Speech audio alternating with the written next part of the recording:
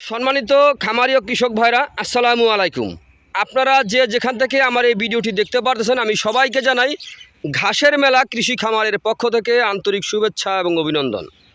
আজকে দেখাবো, এটা হচ্ছে আমেরিকান গুয়াতিমালা হাইব্রিড ঘাস, অরিজিনাল আমেরিকান গুয়াতিমালা 5G ঘাস। এই দেখেন কিভাবে আপনার চারা থেকে দেখেন কিভাবে একটা থেকে একটা কিন্তু বের হচ্ছে। দেখেন এরকম কিন্তু বের হতেই থাকে। এই ঘাসটা কিন্তু অনেক ভালো উন্নত জাতের উন্নত মানের ঘাস।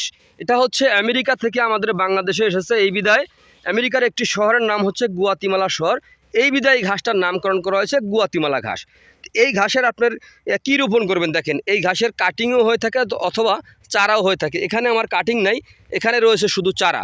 তো আমার কাটিং আছে অন্য জমিতে। তো চারাগুলো যে এখান থেকে তুলেছি, তো চলেন আমরা একটু চারাগুলো দেখি কীরকম চারাগুলো তুলেছি।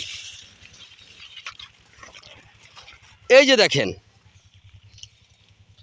যে দেখেন মোতাসহ আমেরিকান গুয়াতিমালা হাইব্রিড ঘাসের মোতাসহ চারাগুলি তুলেছি। প্রত্যেকটা ঘাসের ভিতরে শিকড় অথবা মোতা রয়েছে। দেখেন প্রত্যেকটা ঘাসের ভিতরে শিকড় অথবা মোতা রয়েছে। দেখেন এই দেখেন প্রতিটা ঘাসের ভিতরে আপনার শিকড় অথবা মোতা রয়েছে। দেখেন প্রত্যেকটা চারার ভিতরে মোতাসহ চারা। এই চারা রোপণ করলে কিন্তু আপনার খুব সহজেই আপনার গবাদি পশুকে আপনি ঘাসটা কিন্তু খাওয়াতে পারবেন।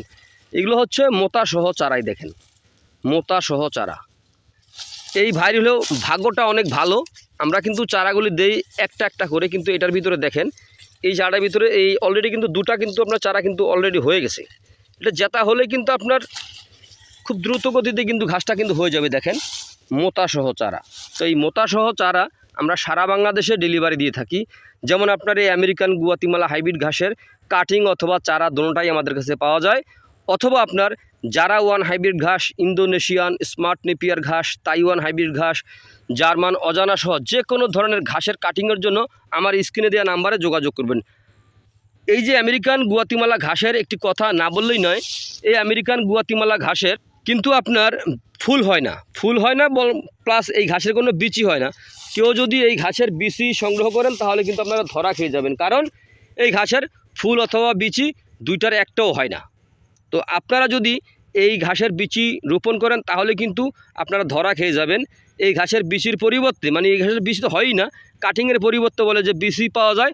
বিচি দেখা যায় সরগম সুদান অথবা জাম্বু ঘাসের বিচিগুলো দিয়ে তারপরে আপনাদের সঙ্গে অনেকেই প্রতারণা করে থাকি। তো প্রিয় দর্শক, আপনারা প্রতারণার শিকার থেকে বাঁচতে চাইলে অবশ্যই আপনারা এই আমেরিকান গুয়াতিমালা ঘাসের আপনারা কাটিং অথবা চারা রোপণ করবেন, তাহলেই কম সময়ের মধ্যে আপনি অধিক ফলন পেতে পারবেন। তো প্রিয় দর্শক, আপনারা যে যেখান থেকে আমার এই ভিডিওটি দেখতে পাচ্ছেন, তো আপনারা সকলে ভালো থাকবেন, সুস্থ থাকবেন। আল্লাহ হাফেজ।